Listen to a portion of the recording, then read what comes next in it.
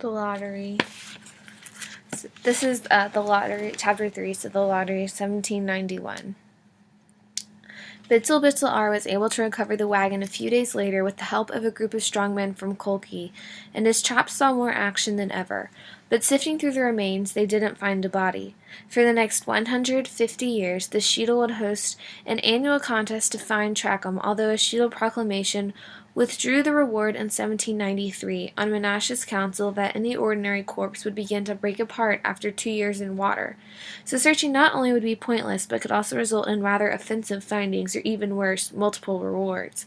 And the contest became more of a festival for which the line of short-tempered Baker's P would create particularly pastry treats, and the girls of the Sheedle were dressed as the twins dressed on the fateful day, in wool breeches with yarn ties, and canvas blouses with blue-fringed butterfly collars. Men came from great distances to dive for the cotton sacks that the float queen would throw into the broad, all but one which, the golden sack, were filled with earth. There were those who thought that Trackham would never be found, that the current brushed loose enough sediment over him to properly bury his body. These people laid stones on shoreside when they made their monthly cemetery rounds, and said things like, "Poor Trackham, I didn't know him well, but I sure could have," or "I miss you, Trackham, without ever having met you, I do," or "Rest, Trackham, rest, and make safe our flour mill." There were those who suspected that he was not pinned under the wagon, but swept out to sea with the secrets of his life kept forever inside of him, like a love note in a bottle, to be found one morning by an unsuspecting couple on a romantic beach stroll. It's possible that he or some part of him washed up on the sands of the Black Sea, or in Rio, or that he made it all the way to Ellis Island.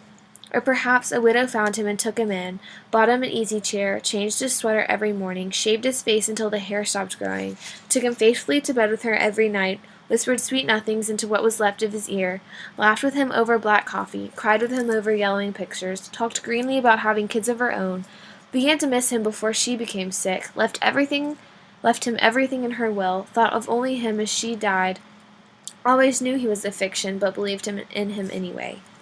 Some argue that there was never a body at all.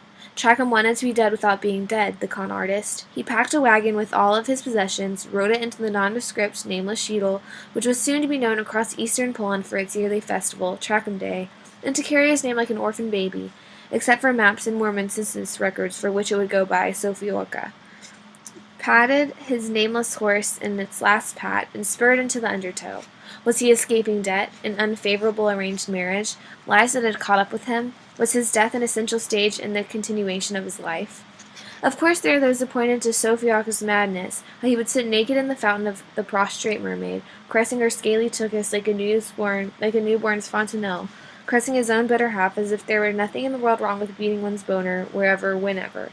Or how he was once found on the well-regarded rabbi's front lawn, bound in white string, and said he tied one around his index finger to remember something terribly important, and fearing he would forget the index finger, he tied a string around his pinky and then one from his waist to his neck. Fearing he would forget this one, he tied a string from ear to tooth to scrotum to heel, and used his body to remember his body, but in the end could only remember the string. Is this someone to trust for a story? And the baby? My great-great-great-great-grandmother. This is a more difficult problem, for it's relatively easy to reason how life could be lost in the river, but for one to arise from it.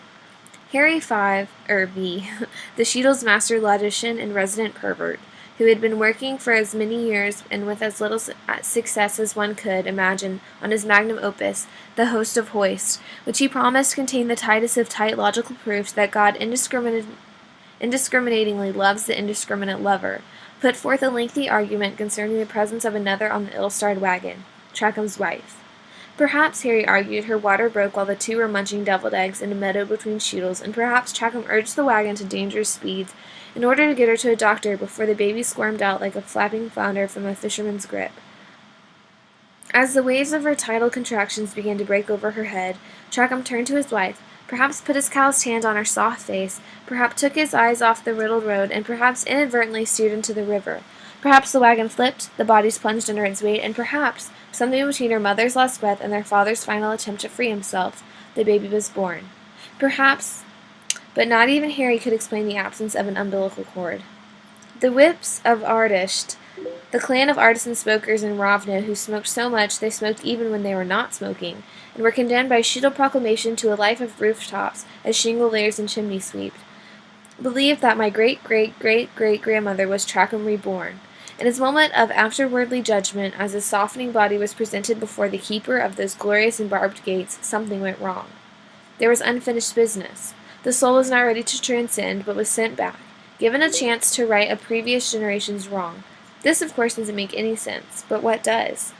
More concerned with the baby's future than its past, the well-regarded rabbi offered no official interpretation of her origins for either the Shidal or the Book of Antecedents, but took her in as his own responsibility until her final home should be decided. He brought her to the upright synagogue, for not even a baby, he swore, should set foot in the slouching synagogue, wherever it happened to be on that given day, and tucked her makeshift crib into the ark, while the men in long black suits hollered the prayers at the top of their lungs.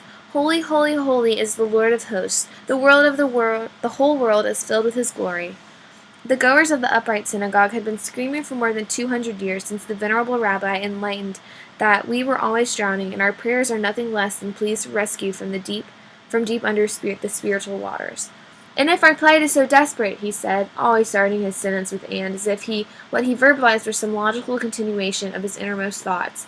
Should we not act like it? And should we not sound like desperate people? So they screamed, and had been screaming for 200 years since. And they screamed now, never allowing the baby a moment of rest, and hung, with one hand on a prayer book and one on a rope, from the pulleys that clipped to their belts and kept the crowns of their black hats brushing against the ceiling. And if we aspire to be closer to God, the venerable rabbi has enlightened, should we not act like it, and should we not make ourselves closer? Which made enough sense. It was on the eve of Yom Kippur, the holiest of holy days, that a fly flew under the door of the synagogue and began to pester the hanging congregants. It flew from face to face, buzzing, landing on long noses, going in and out of hairy ears. And if this is a test, the venerable rabbi enlightened, trying to keep his congregation together, should we not rise to its challenge? And I urge you, crash to the ground before you release the great book. But how pestering the fly was, tickling some of the most ticklish places. And as God asked Abraham to show Isaac the knife's point, so is he asking us not to scratch our asses, and if we must, by all means, with the left hand. Half did as the venerable rabbi enlightened, and released the rope before the great book. These were the ancestors of the upright synagogue's congregants, who continued for 200 years to walk with an affected limp, to remind themselves, or more importantly, to remind others, of their response to the test. The holy word prevailed. Excuse me, Rabbi, but just which word is it exactly? The venerable rabbi knocked to have his discipline with the business end of a Torah pointer. And if you have to ask. Some upriders went so far as to refuse to walk at all, signifying an even more dramatic fall, which meant that they couldn't get to synagogue, of course. We pray not by praying, they said. We fill the law by transgressing it. Those who dropped the prayer book rather than fall were the ancestors of the slouching synagogue congregants, so named by the upriders. They twiddled with the fringes sewn to the ends of their shirt sleeves, which they put there to remind themselves, or more importantly to remind others, of their response to the test, that the strings are carried around with you, that the spirit of the holy word should always prevail. Excuse me, but does anyone know what that thing about the holy word means? The others shrugged and went back to their argument about how best to divide 13 niches among 43 people.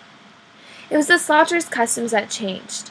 The pulleys were traded in for pillows, the Hebrew prayer book for a more understandable Yiddish one, and the rabbi for a group-led service and discussion, followed but more often interrupted by food, drink, and gossip. The upright congregants looked down on the slouchers, who seemed willing to sacrifice any Jewish law for the sake of what they feebly termed the great and necessary reconciliation of religion with life. The upriders called them names and promised them an eternity of agony in the next world for their eagerness to be comfortable in this one. But like Shmuel S., the intestine-tied milkman, the slouchers couldn't give a shit. Save for those rare occasions when upriders and slouchers pushed at the synagogue from opposite sides, trying to make the shidduch more sacred or secular, they learned to ignore each other. For 6 days, the citizens of the shidduch, upriders and slouchers alike, stood in lines outside the upright synagogue to get their chance to view my very great-grandmother. Many returned many times. Men could examine the baby, touch it, talk to it, even hold it. Women were not allowed inside the upright synagogue, of course, for as the venerable rabbi so long ago enlightened, and how can we be expected to keep our minds and hearts with God when that other part is pointing us towards impure thoughts of you-know-what? What seemed like a reasonable compromise was reached. In 1763, the women were allowed to pray in a dank and cramped room beneath a specially installed glass floor. But it wasn't long before the dangling men took their eyes from the great book to partake in the chorus of cleavages below. Black pants became form-fitting. There was more bumping and swaying than ever as those other parts protruded in fantasies of you-know-what, and an extra hole was unknowingly inserted into the holiest of prayers. Holy, holy, holy is the Lord of hosts. The whole world is filled with his glory. The venerable rabbi addressed the disconcerting matter in one of his many mid-afternoon sermons. And we must all be familiar with that most portentous of biblical parables, the perfection of heaven and hell. And as we all do or should know, it was on the second day that the Lord our God created the opposing regions of heaven and hell, to which we and the slaughters may they pack only sweaters will be sent, respectively. But we must not forget that third and next day, when God saw that heaven was not as much as like heaven as he would have prayed, and hell not as much like hell, and so the lesser and harder to find texts tell us, Hey, Father of fathers, raised the shade between the opposing regions, allowing the blessed and the condemned to see one another. And as was his hope, the blessed rejoiced in the pain of the condemned, and their joy became that much greater in the face of sorrow. And the condemned saw the blessed, saw their lobster tails and prosciutto, saw what they put in the tucuses of menstruating shiksas, and felt that much worse for themselves. And God saw that it was gooder, but the appeal of the window became too strong, and rather than enjoy the kingdom of heaven, the blessed were fascinated by the cruelties of hell, and rather than suffer those cruelties, the condemned enjoyed the vicarious pleasure of heaven. And over time, the two reached an equilibrium, staring at each other, staring at themselves, and the window became a mirror, from which neither the blessed nor the condemned could or would leave, and so God dropped the shade, forever closing off the portal between kingdoms. And so must we, in the face of our too tempting window, drop the shade between the kingdoms of man and woman.